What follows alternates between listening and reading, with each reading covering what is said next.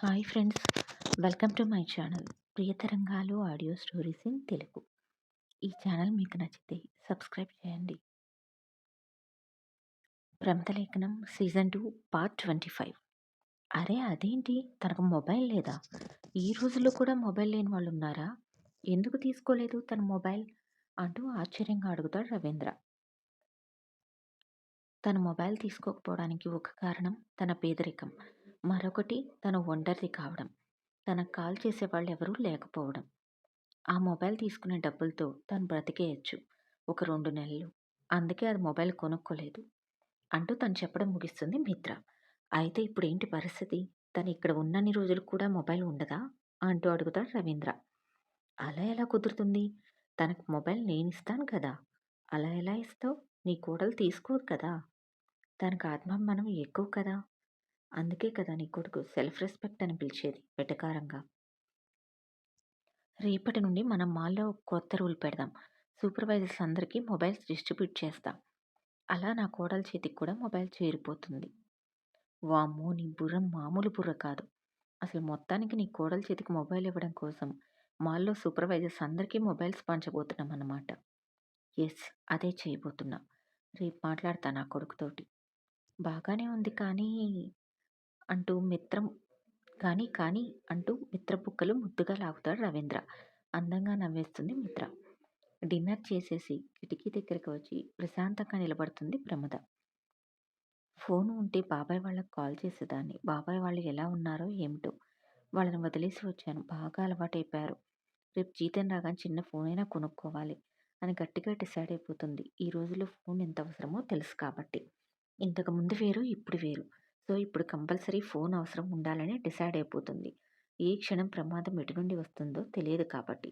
పడుకోవడానికి వెళ్ళబోతూ కిటికీలోంచి అమన్ రూమ్ చూసి షాక్ అవుతుంది. ఆనందంగా ఫీల్ అయిపోతుంది. అంటే తన రూమ్ నుండి అమ్మగారి రూమ్ కనిపిస్తుందన్నమాట అనుకుంటూ సంబరపడిపోతుంది చిన్నపిల్లల. మొబైల్ చూస్తూ అతను తన రూమ్లో తిరుగుతూ ఉంటే ప్రమద కిటికీలోంచి అతన్ని చూస్తూ ఉంటుంది. మన బంధం మీకు ఎప్పుడు గుర్తుకొస్తుంది? ఈ జన్మలో మరలా మనం కలుస్తామా అనుకుంటూ ఉండగా ఆమె కళ్ళు బాధతో చెమరుస్తాయి. అమన్ బాల్కనీలోకి వస్తుండడంతో కంగారుతో కిటికీ దగ్గర నుండి పక్కకు తప్పుకుంటుంది, చూస్తాడు అన్న భయంతో. చిన్నగా కిటికీ క్లోజ్ చేసి పడుకుండిపోతుంది. అమన్ కొద్దిసేపు బాల్కనీలో వాక్ చేస్తూ కాల్ మాట్లాడి పడుకుండిపోతాడు. ఉదయం బ్రేక్ఫాస్ట్ దగ్గర అందరూ కూర్చొని కబుర్లు చెప్పుకుంటూ ఉంటారు. అప్పుడే అమన్కి రాత్రి తను తీసుకున్న నిర్ణయం గురించి చెప్పాలి అని మిత్ర నోరు తెరిచేంతలో మామ్, నేను ఒక నిర్ణయం తీసుకున్నాను అని అమ్మన్ అనేసరికి మిత్ర తను చెప్పడం ఆపి సైలెంట్గా కొడుకు వైపు చూస్తుంది. నేను చెప్పబోయేది నువ్వు కావాలని తెచ్చుకొని జాబ్ ఇచ్చిన ప్రమద గురించి. ఆ మాట వినగానే ఏమైందో అర్థం కాక భర్త వైపు చూస్తుంది. తెలీదు అని సైగ చేస్తాడు అతను. మరలా కొడుకు వైపు చూస్తుంది. ప్రమద దగ్గర మొబైల్ లేదు. మీకు ఆల్రెడీ తెలుసు నేను ఎంత ప్రమాదంలో ఉన్నానో. తను కూడా అంతే ప్రమాదంలో ఉంది. అది తనకు తెలియడం లేదు. ఇదంతా నన్ను కాపాడటం వల్లనే. అందుకే తనకు మొబైల్ ఇద్దామని అనుకుంటున్నా. మొబైల్ తన దగ్గర ఉంటే అత్యవసర సమయంలో కాంటాక్ట్ చేస్తుంది. మీ మేడంకి సెల్ఫ్ రెస్పెక్ట్ ఎక్కువ కదా బాగా. మొబైల్ ఊరికే ఇస్తే తీసుకోదు. అందుకే మాల్లో ఉన్న సూపర్వైజర్స్ అందరికీ మొబైల్స్ ఇస్తాను. అలా తనకు కూడా మొబైల్ చేరుతుంది. తనను మనం ప్రొటెక్ట్ చేయడానికి ఇదొక మార్గం అంటూ చెప్పడం ముగిస్తాడు అమన్. కొడుకు తను చెప్పిందే చెప్పేసరికి పొలమారుతుంది మిత్రకి. కొడుకు మాటలకి భార్యకి పొలమారడంతో నవ్వుకుంటూ తల మీద తడుతూ వాటర్ అందిస్తాడు రవీంద్ర. చిన్నగా మామ్ అంటూ చిరుకోపంగా మందలిస్తాడు అమన్. నేను చెప్పింది బాగుందా? ఎందుకంటే నన్ను కాపాడిన అమ్మాయి ప్రాణాలను కాపాడటం మన బాధ్యత. నువ్వన్నీ ఆలోచించే చేస్తావురా అంటారు హేమంత్ ఇంకా ఈశ్వర్. సరే, ఈరోజే అమలుపరుస్తాను అని చెప్పి తినడం ముగించి వెళ్ళిపోతాడు అమన్.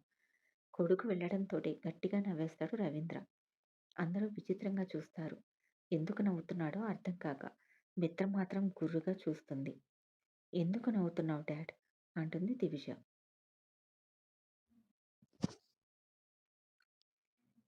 మీ మామ ఒక మాస్టర్ ప్లాన్ వేసిందమ్మా, కానీ నీ అన్న అంత అవకాశం ఇవ్వలేదు అని జరిగిందంతా చెప్పడంతో అందరూ మరోసారి నవ్వేస్తారు.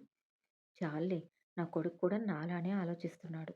అందుకు గర్వంగా ఫీల్ అవుతున్నాను అంటూ మూతి తిప్పుకొని లోపలికి వెళ్ళిపోతుంది మిత్ర. హాస్పిటల్‌లో ఓపీలు చూస్తూ ఉంటాడు విషిత్. ఒకళ్ళు వెళ్ళగానే బెల్ మోగించి ఫైల్ చూసుకుంటూ ఉంటాడు. ఇంతలో మరొకరు వచ్చి కూర్చుంటారు. చెప్పండి ఏమిటి మీ సమస్య? అవతల నుండి సమాధానం లేకపోవడంతో ఫైల్ చూస్తూనే మరొకసారి అడుగుతాడు.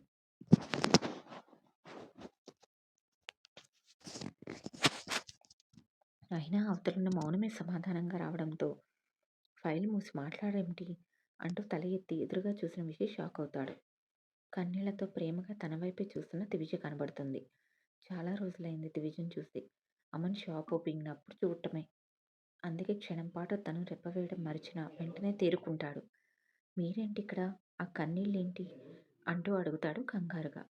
నిజంగా దివిజ మనసు తనకు పూర్తిగా తెలియదు కనుక ఎందుకు ఏడుస్తుందో అర్థం కాదు. తన మనసులో ఉన్న ప్రియసఖి కన్నీరు పెడుతుంటే చూడలేకపోతున్నాడు. టిష్యూ తీసుకుని లేచి తన వైపు వచ్చి నిలబడతాడు.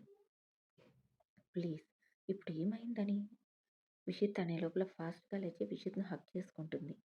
అనుకోని ఆ పరిణామానికి బొమ్మలా నిలబడిపోతాడు అతను. తేరుకొని తనతో మాట్లాడదాము అంటే తను చేసిన పనికి నోట మాట రావడం లేదు. ఎందుకంటే దివిజ తన మనసులో ఎప్పుడో స్థానాన్ని ఆక్రమించింది కనుక. చివరికి అతి కష్టం మీద గొంతు పెగల్చుకొని మాట్లాడే లోపల ఐ లవ్ యూ అన్న దివి ప్రపోజల్ విషిని మరోసారి ఫ్రీజ్ చేస్తుంది. నాకు మీరంటే చాలా ఇష్టం. ఎందుకంటే నా దగ్గర సమాధానం లేదు. మీరింటి నుండి వచ్చేసాక మిమ్మల్ని బాగా మిస్ అయ్యాను. చాలా సార్లు మీరు గుర్తుకు వచ్చి ఏడ్చాను. చివరికి అర్థమైంది మిమ్మల్ని ప్రేమిస్తున్నాను అని. మీరు నా ప్రాణం. లవ్ యూ సో మచ్ అంటూ వెక్కుతూనే చెప్పి అతన్ని వదిలి గట్టిగా అతని పెదవులపై తన పెదవులు అద్ది వేగంగా అక్కడి నుండి వెళ్ళిపోతుంది. అసలే విషి డీప్ షాక్‌లోకి వెళ్ళిపోతాడు. దివి మాటలకి ఇంకా ఆమె చేసిన పనికి. ఈ స్టోరీ నచ్చితే సబ్స్క్రైబ్ చేయండి.